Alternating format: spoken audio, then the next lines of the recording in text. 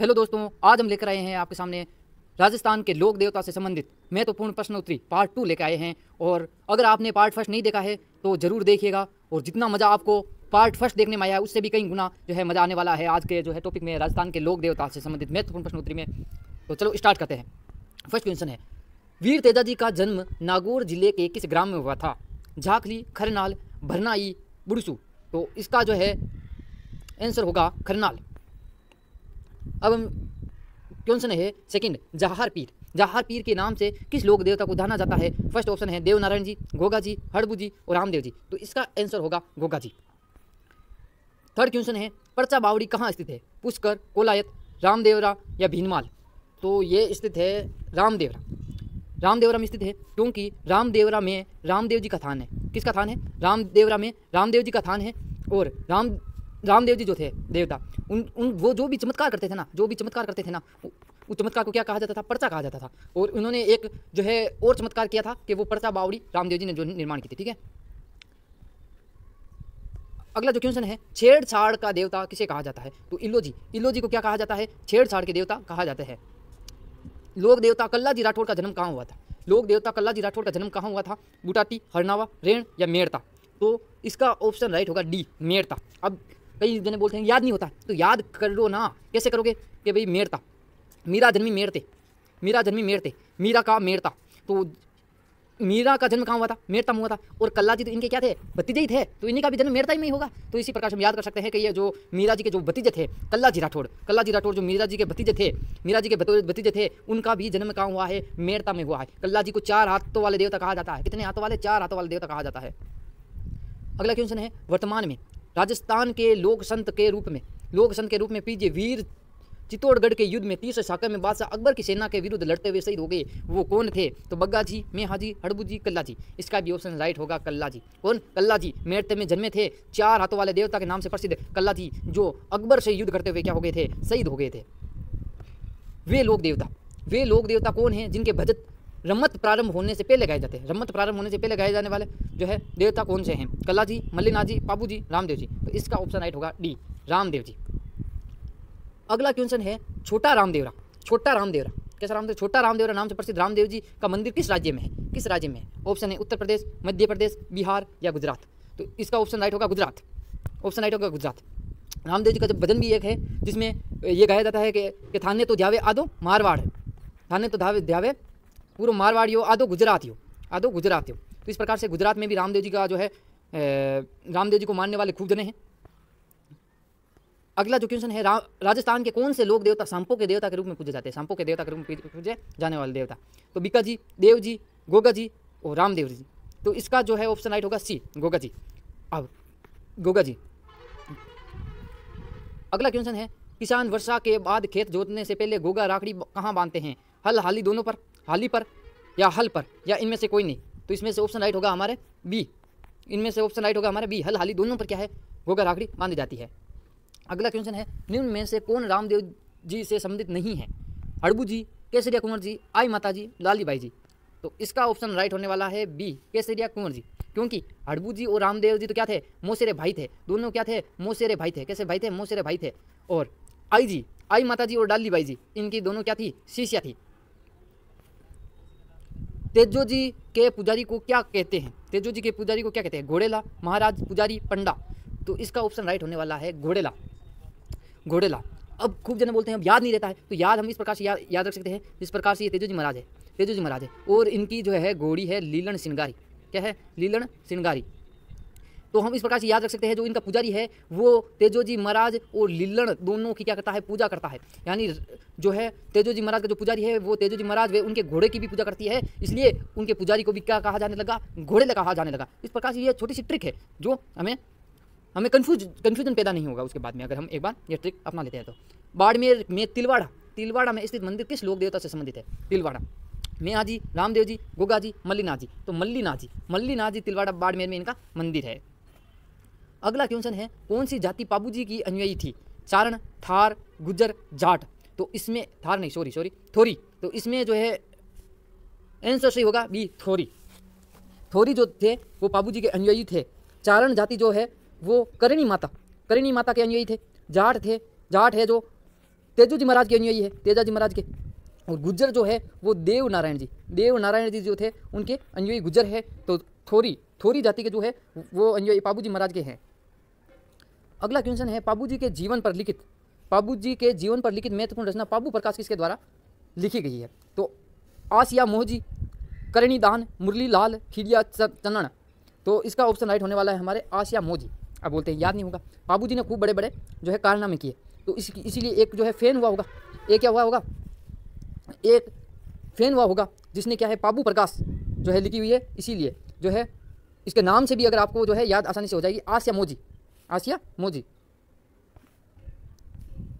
अगला जो है बघेला शासक के भगोड़े विद्रोही मलेच्छा जाति के साथ थोरी भाइयों को शरण देकर उनकी रक्षा करने वाले लोक देवता कौन है? वे हमें पिछले भी पढ़ा था कि कौन है वो, पाबू जी। कामड़ा जाति की स्त्रियों के द्वारा 13 ताली नृत्य किस लोक देवता की भक्ति में किया जाता है? कौन सी स्त्रियाँ करती है? कामड़ जाति की स्त्रियाँ करती है। कौन सा नृत्य करती है? 13 ताली नृत्य करते हैं। किस लोक देवता? पाबू जी, रामदेव जी, कल्ला जी, हड़बू जी। क्या नाम है यहाँ? हड़बू जी है।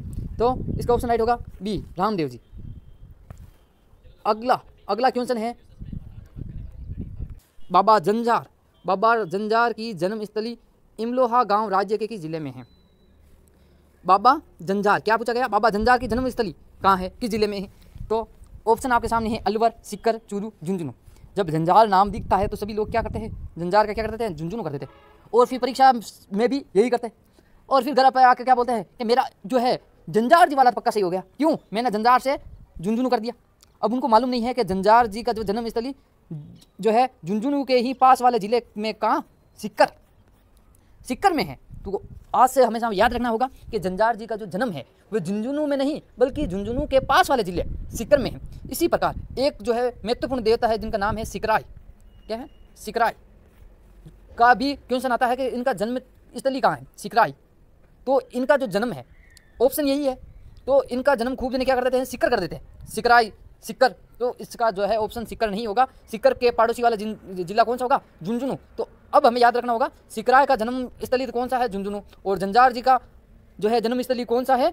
झुंझुनू के पास वाला जिला सिकर। तो इस बार जो है बाबा जंजार जी के जन्म स्थली कहाँ है? झुंझुनू के पास वाला जिला सिकर। ऑप्शन होगा राइट बी। अगला है हर्षनाथ मंदिर कहाँ स्थित है? नीम का थाना सिकर, हर्ष की पहाड़ियों पर सिकर, रेवासा सिकर या फतेहपुर सिकर। तो इसका ऑप्शन राइट होगा बी, हर्ष की पहाड़ियों पर सिकर। अगला जो क्वेश्चन है बेगटी किस संत का पवित्र स्थल है? हरिदास जी, हड़बू जी, जम्बू जी, देवनारायण जी। तो इसका ऑप्शन राइट होगा कौन सा? हड़बू जी। अब हम किस प्रकार याद रख सकते हैं? बे से बेगटी, हड़बू में से हड़बू जी का, हड़बू के बू से बेगटी। इस प्रकार से हम याद कर सकते हैं।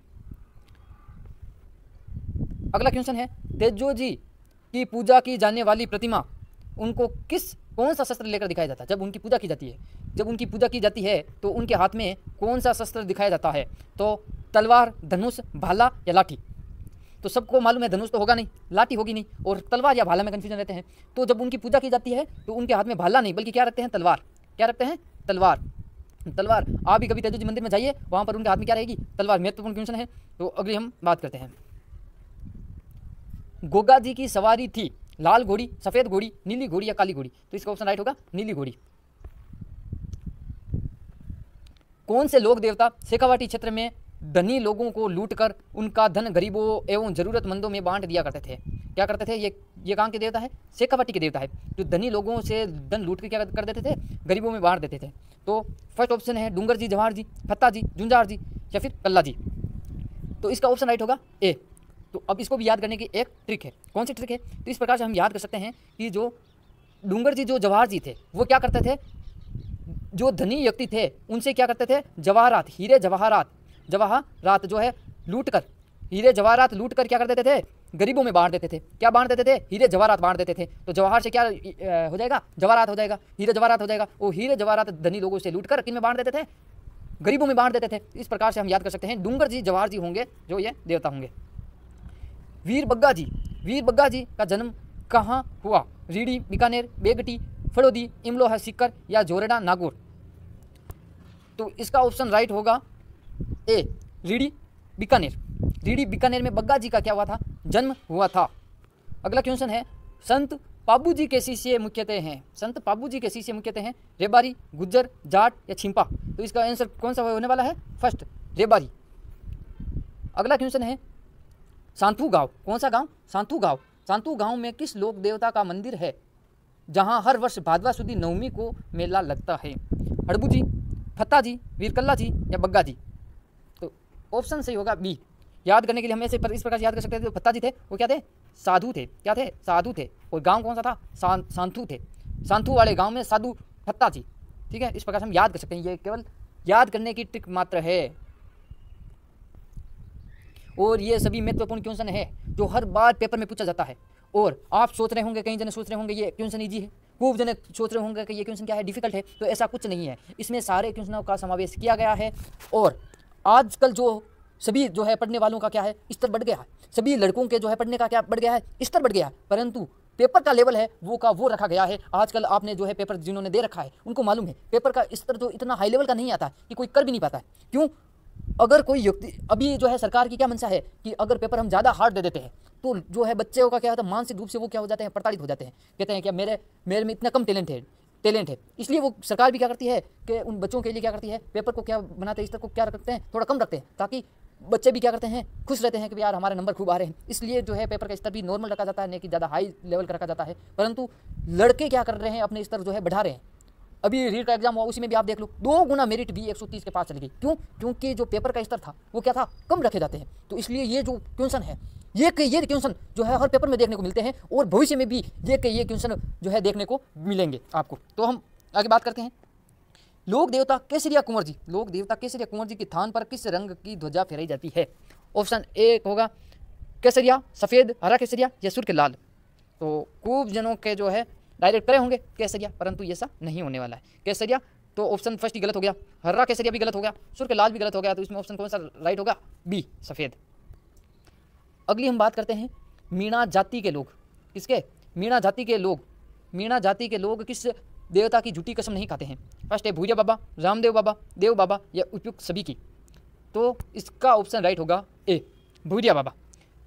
तो भूरिया बाबा की जो है मीणा जनजाति के लोग झूठी कसम नहीं खाते हैं। तो जो भी चैनल पर हमारे मीणा समाज के जो लोग छात्र जो मेरा चैनल देख रहे हैं, मेरा ये वीडियो देख रहे हैं, तो उनको आज से ही भूरिया बाबा की जो क्या खा लेनी है, कसम खा लेनी है कि जब तक सरकारी नौकरी नहीं मिलेगी, जब तक सरकारी नौकरी नहीं मिलेगी तब तक संघर्ष जारी रहेगा। तब तक संघर्ष करेंगे जब तक सरकारी नौकरी नहीं मिल जाती, तब तक हम क्या करेंगे, संघर्ष करेंगे। आज ही भूरिया बाबा की क्या खा लेनी है, आपको कसम खा लेनी है। और फिर उसकी झूठी कसम, उसकी कसम तोड़नी भी आपको नहीं है और आपको सफलता फिर जरूर मिलने वाली है। अगला जो क्वेश्चन है, केसर काल में किसकी घोड़ी थी? केसर काल में किसकी घोड़ी थी? फर्स्ट ऑप्शन है गोगा जी, तेजो जी, पाबू जी या फिर वीरकल्ला जी। तो इसका ऑप्शन राइट होने वाला है कौन सा? Option C. ऑप्शन सी हमारा राइट होने वाला है, पाबू जी। घोड़ी के क्या नाम है? केसर कलमी नहीं, केसर कालमी। क्या नाम है? केसर कालमी। और उनका जन्म भी कहाँ हुआ था? कोलूमंड में हुआ था। कहाँ पर हुआ था? कोलूमंड में। कोलूमंड में भी क्या हुआ था? इनका जन्म हुआ था। जन्म कहाँ हुआ था? कोलूमंड में। कोलूमंड में इनका क्या हुआ था? जन्म हुआ था। और घोड़ी का क्या नाम था? केसर कालमी था। केसर कालमी था। इस प्रकार से हम याद रख सकते हैं, कोलूमंड में जन्म हुआ था, कालमी इनके घोड़ी का नाम था। तो इस प्रकार से हम याद कर सकते हैं। और अगला क्वेश्चन है, हड़बू जी ने किससे दीक्षा ली थी? हड़बू जी ने किससे दीक्षा ली थी? बालीनाथ से, रामदेव जी से, तल्लीनाथ जी से या फिर मल्लीनाथ जी से? तो इसका ऑप्शन राइट होने वाला है ए, बालीनाथ जी से। तो ये हमें याद रखना होगा। अब हम याद कैसे करें? याद हम इस प्रकार से याद कर सकते हैं कि हड़बू जी और रामदेव जी दोनों क्या थे? भाई थे। दोनों भाई थे, यानी मौसेरे भाई थे। दोनों क्या थे? मौसेरे भाई थे। दोनों मौसेरे भाई थे।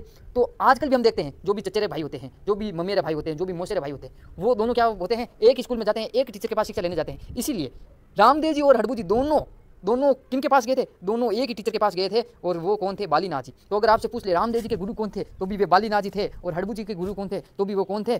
बालीनाथ जी थे। इस प्रकार से हमारे क्वेश्चन कितने जो है हमने अगला जो है क्वेश्चन है और लास्ट क्वेश्चन जो है, रामदेव जी के भक्तों द्वारा क्या गाए जाते हैं? यहाँ पर गलत शब्द यहाँ पर है, गाए जाते हैं। क्या गाए जाते हैं?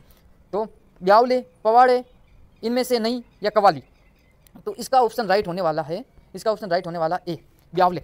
अब अगर हमें याद नहीं होते, जो भी रामदेव जी को जो गीत गाए जाते हैं उसे क्या कहा जाता है? ब्यावले कहा जाता है। अब हमें याद नहीं होते तो इसके लिए एक शॉर्ट ट्रिक है। अगर हमें याद नहीं होता तो इसके लिए हमारी ये शॉर्ट ट्रिक है। कौन सी शॉर्ट ट्रिक होने वाली है?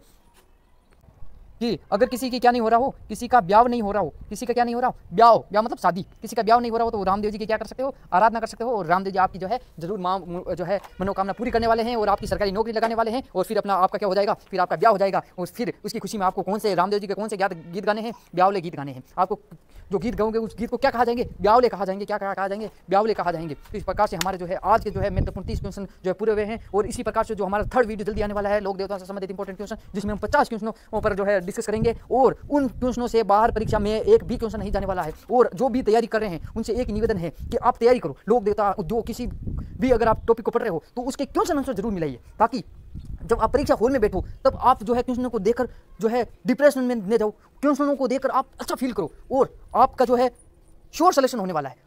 जो है मैंने खूब जने जो टॉपर्स है उनके इंटरव्यू को देखा है, वो जो इंटरव्यू में केवल एक ही बात बोलते हैं, वो अपने इंटरव्यू में केवल एक ही बात बोलते हैं कि ज़्यादा से ज़्यादा क्या करो, क्वेश्चन प्रैक्टिस करो। ज़्यादा से ज़्यादा आपको क्वेश्चन प्रैक्टिस करनी है, चाहे मेरा ही चैनल नहीं बल्कि जहाँ पर भी आपके क्वेश्चन मिल रहे हैं, चाहे आप बुक्स में से अधिकतम क्वेश्चनों की प्रैक्टिस करो, चाहे किसी भी चैनल पर आपको जो है ऑथेंटिक सही क्वेश्चन जो है आपको प्रोवाइड करा रहा है उनके क्वेश्चन आंसर जरूर प्रैक्टिस करके जाइए। मैं अपने दोस्त की ही एक आपको उदाहरण जरूर बताना चाहता हूँ वीडियो के अंत में, कि मेरा एक दोस्त था जो कम से कम 12-13 घंटा पढ़ता था, परंतु उसे कभी भी टेस्ट देने को बोलता था तो क्या बोलता था कि भाई मैं टेस्ट नहीं दे रहा हूं। क्यों? क्योंकि अगर मेरे टेस्ट में कम नंबर आते हैं तो मैं क्या हो जाता हूं, तो उत्साहित हो जाता हूं कि मेरे जो है 50 में से 20 नंबर आ रहे हैं। मैं केवल जो है पढ़ने पे ध्यान दे रहा हूं। वो केवल क्या पढ़ता था, थ्योरी पढ़ता था। वो केवल थ्योरी पढ़ता था। और जब वो फिर लास्ट टाइम जब वो पेपर देने जाता था तो उनके बहुत ही कम नंबर आते थे। तो इसलिए मैं बोल रहा हूँ ज़्यादा से ज़्यादा क्वेश्चन की जरूर प्रैक्टिस कीजिए। धन्यवाद।